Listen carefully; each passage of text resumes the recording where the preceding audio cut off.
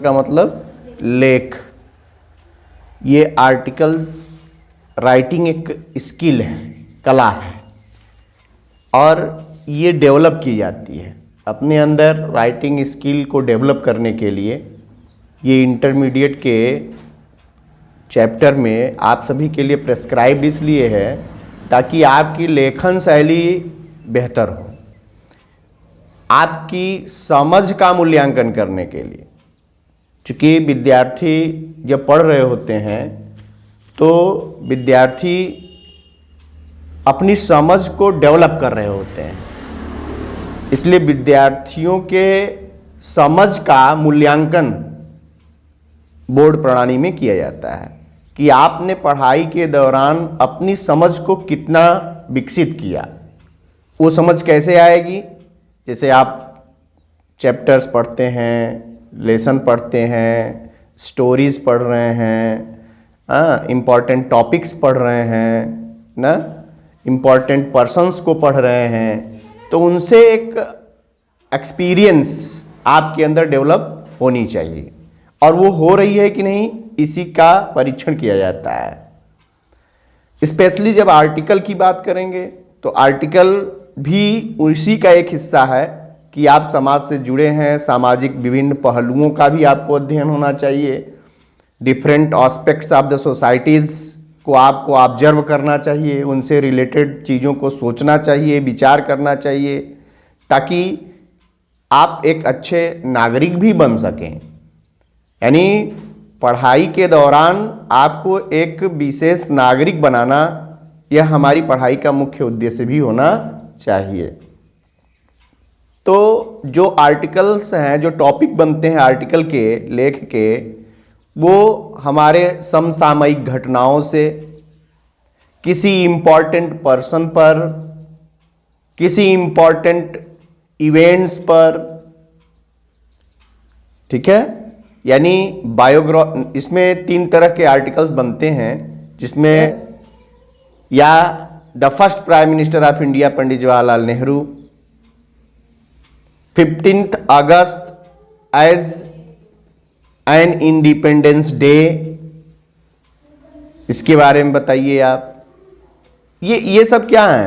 इसका आपको वर्णन करना है। कैसे करेंगे? जब आप इनके बारे में कुछ अलग से अध्ययन या इसके बारे में पढ़े होंगे। इसके अलावा इसे अब आप इसको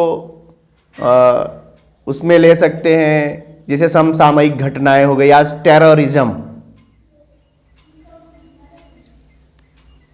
आतंकवाद को ले लीजिए, पॉपुलेशन को ले लीजिए, जनसंख्या वृद्धि, प्राइस राइज ले लीजिए, महंगाई की समस्या, problem of price rise, problem of unemployment. India is a country of problem कहा ही जाता है। भारत समस्याओं का देश है। आप ढेर सारी समस्याओं को देख सकते हैं। उनके बारे में आपके विचार क्या हैं, ये आपसे लिखने के लिए कहा जा सकता है।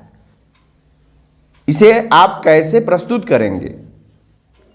या किसी की बायोग्राफिकल में बताया मैंने कि किसी की जीवनी लिखने के लिए आ जाएगा, लाइफ हिस्ट्री किसी की लिखने के लिए आ गई, जैसे अभी बताया पंडित जवाहरलाल नेहरू, झांसी की रानी,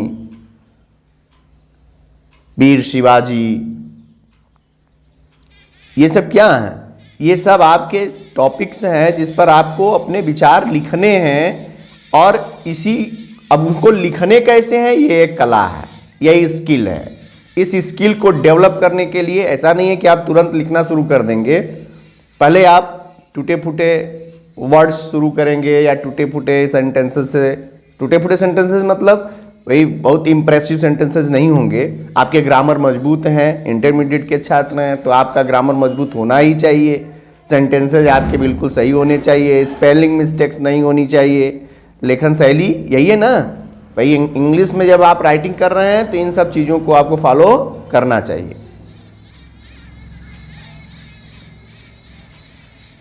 इन सब को लिखते समय जब आप आर्टिकल लिख रहे हो तो आपके लिख रहे हो, जैसे कोई भी चीज़ आप कभी लिख रहे हैं या बोल रहे हैं, उसमें आपको ये बात ध्यान देनी चाहिए कि एक सिस्टमेटिक वे में ही लिखा और बोला जाना चाहिए कोई भी चीज़।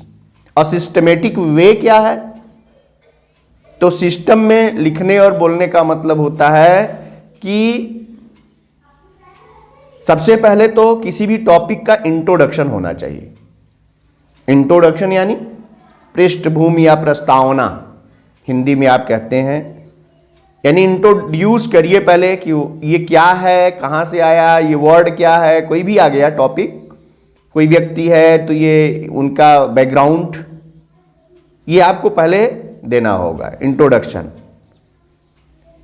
फिर उसके बाद आप डिस्क्रिप्शन करिए, वर्णन करिए उनके बारे में। डिस्क्रिप्शन में क्या होता है, डिस्क्रिप्शन में फिर आप उसमें ढेर सारे जो है मेरिट्स, डीमेरिट्स ना, स्पेसिफिकेशन, क्लासिफिकेशन, विशेषताएं, वर्गीकरण, अच्छाई, बुराई, एवरीथिंग को आप डिस्क्राइब करेंगे।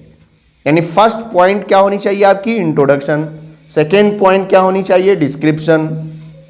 डिस्क्रिप्शन में अब उसमें लिमिटेशन, क्योंकि आप एग्जाम में जब परीक्षा देने के लिए बैठ रहे हैं, एग्जामिनेशन हॉल में होंगे, तो वहाँ पेपर लिखने का एक लिमिटेशन होता है। यानी आपको उस क्वेश्चन को लिखते समय कुछ वर्ड्स दे दिए जाते हैं, जिसे 80 वर्ड्स में लिखना है आपको। तो वहाँ क्या है कि लिमिटेशन बना दी जाती है, और इस लिमिटेशन में ही आपको लिखना है। यही स्किल आपको डेवलप करनी है। और लास्ट में आपको क्या लिखना है, कंक्लूजन, निष्कर्ष। निष्कर्ष में क्या आता है भाई, निष्कर्ष पहले तो आ गया इंट्रोडक्शन, प्रस्तावना दिया आपने, फिर दिया डिस्क्रिप्शन जिसमें संपूर्ण चीज़ों का उल्लेख कर दिया जितना आप जानते हैं उसके बारे में, और कंक्लूजन में होता है कि आप इसमें अपने कुछ विचार देना चाहते हैं, ये सही है कि गलत है। उनके लिए जो आपका एक असेसमेंट है उसी को आप कंक्लूजन में डालते हैं, निष्कर्ष में डालते हैं। निष्कर्ष क्या निकल कर आता है, जैसे बड़ा ही इम्पॉर्टेंट और रनिंग कह सकते हो टॉपिक साइंस के ऊपर आता है कि science as a servant and science as a master. Science is a good servant but a bad master. इस पर आपने विचार रखिए। तो अब इसको जब आप लिख रहे होते हैं तो अब उसमें बहुत सारी चीजें आ जाती हैं। तो अंतिम में निष्कर्ष क्या देंगे आप, कंक्लूजन देंगे तो क्या देंगे कि हकीकत में ये निकल कर आता है कि science is a good servant but a bad master. क्यों? क्योंकि विज्ञान को हम यदि मालिक की तरह यूज करते हैं तो वो हम उसके अधीन हो जाते हैं, और जब नौकर की तरह प्रयोग करते हैं तो उसका हम सदुपयोग करके एक अच्छी डेवलपमेंट दिखा सकते हैं।